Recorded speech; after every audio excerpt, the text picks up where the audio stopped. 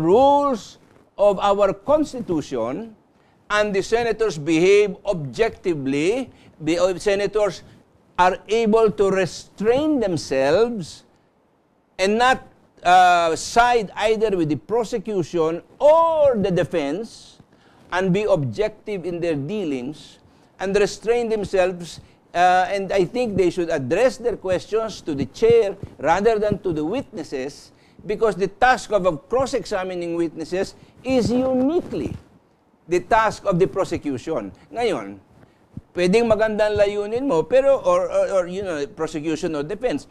Pero kung mahina ang prosecution o mahina ang defense, hindi trabaho ng senador na subukan sa kanyang pamamagitan ng pagtatanong under the guise of clarification para maipakita doon sa mga nagtatanong kung ano ang direksyon na dapat niyang puntahan o ang pagkakamali niya sa kanyang pag-question. Because then pag nangyari po yan, hindi na balansyado, hindi na fair. Meron ng bias in favor of one side or the other. And so this is where yung daan ng pagbabago, kailangang makita natin sa asal at salita ng mga senador na nakaupo dyan sa Senado kung paano nila pinangahawakan ang kanilang sarili para nakikita ng taong bayan na kung matino itong senador na ito, fair ang kanyang question. Hindi siya pumapanig sa isang panig o sa kabila.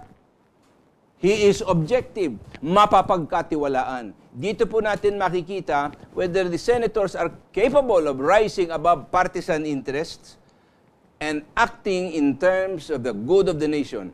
Matagal na natin pinag-uusapan dito, pwedeng maganda ang layunin ng sino man. Pero kung ang paraan mo ay mali, the end will never justify the means. And that has been so proven over the history of men. But whether it is observed is, of course, another story. All right, from 0916-464-0661. Mahuhusay, nawala na agad naman. Mahusay din ang mga abogadong congressmen ng prosecution, lalo't nagdagdag pa sa lineup nila si Senator De Rolon at Senator Pangilinan. Ang problema sa prosecution, wala silang ebidensya mula kay Bobot.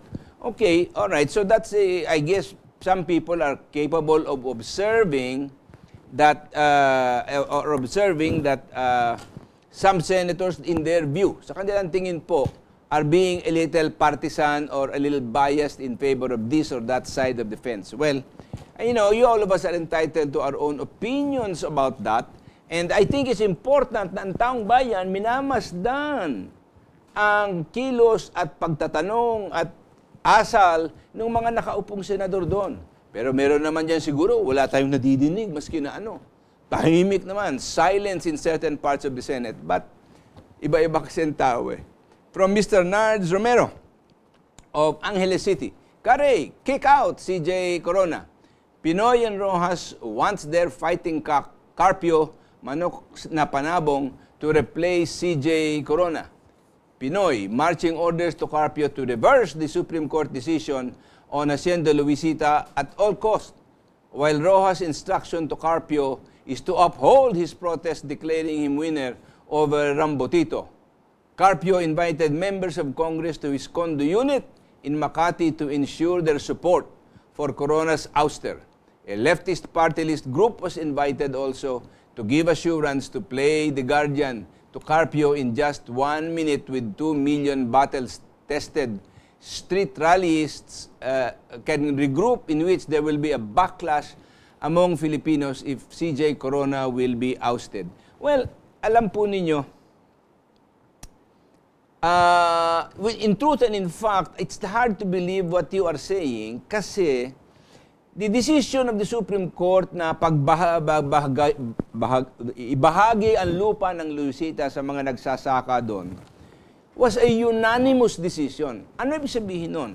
That means kasama si Justice Carpio doon sa decision na yon.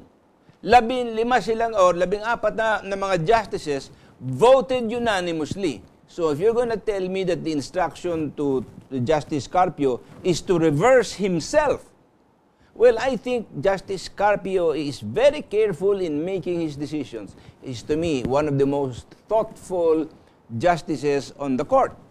You're asking him to turn back on himself after he has issued a unanimous decision.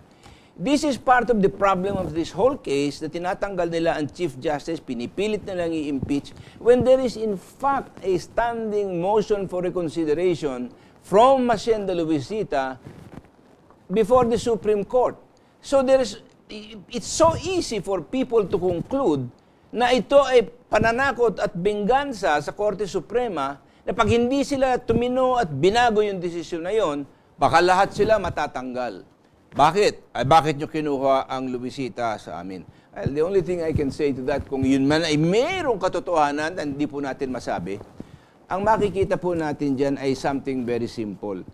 When they first got the loan to buy Hacienda Luisita, the owners of the proponents of that loan promised that 10 years after they bought it, ibabahagi nila ang lupa. So the big question is, bakit nakinabang na sila sa lahat ng taon ito, hindi nila binahagi yung lupa, tapos nagagalit sila ngayon na ang Korte Suprema nagsabi, hindi, tuparin ninyo yung pangako ninyo, na ibahagi yan sa lahat ng tao. Masakit, ano? Hindi ko sinasabing, alam po niyo, marami rin ako mga kamag-anak na land reform, na hanggang ngayon, hindi nakukuha yung kanilang land bank bonds sa katakot-takot na problema at graft and corruption ng gobyerno. Well, so, alam mo, pero sila naman, nung na-expropriate at yung lupa nila doon para magtayo nung overpass doon o nung freeway or expressway sa lupa ng Luisita, binayaran sila agad. Alam ba nyo kung ilang tao dito sa Pilipinas ang nakatimbang dyan, naghihintay na bayaran sila for expropriated land? Inaabot ng 30 taon. Hindi tumatanggap ng maski na anong pakabayaran po sa kanilang lupa. Hoy, nako. From 02-788-9377. Pagka-diktador na si President Noy, wala na media, wala na Senado, wala na Kongreso, wala na magsasalita sa TV, kundi si President Noy. Napakadali magsalita at sobra hirap gawin. Aba naman, pati ba naman programa ko, gusto niyong tanggalin nila? O wag naman siguro, meron naman tayong konting pagkakataong magpaliwanag sa taong bayan kung ano ang tama at ano ang matino. Hindi lang naman ang gagaling ang huwisyo sa isang tao. Marami dito na nakakatanda sa kanila at mayroong mga karanasan at marunong din namang mag-iisip. Hindi ko sinasabi na ang aking mga ideya lang ang mabuti at tama. Marami dyan. Ito nga sa programa dito ko, minsan, kontra-kontra po ang mga ideya eh. Kanya nagbabagayan sila ng konti. From 0927-529-5968. Sumumpa ang President to uphold the Constitution. Kung di niya kayang i-uphold, dapat siyang magbitiw bilang Pangulo.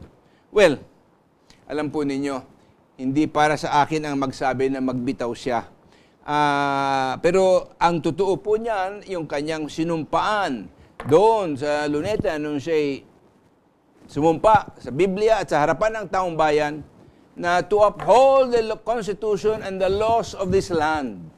That is why ang esensya po ng demokrasya ay rule of law, na kailangan na marapatin at irespeto ng lahat ng may katungkulan. Kung hinaasahan mo na magbigay ng halimbawang mabuti para sa mga ordinaryong mamamayan, para sila naman ay matuturing sumunod sa batas.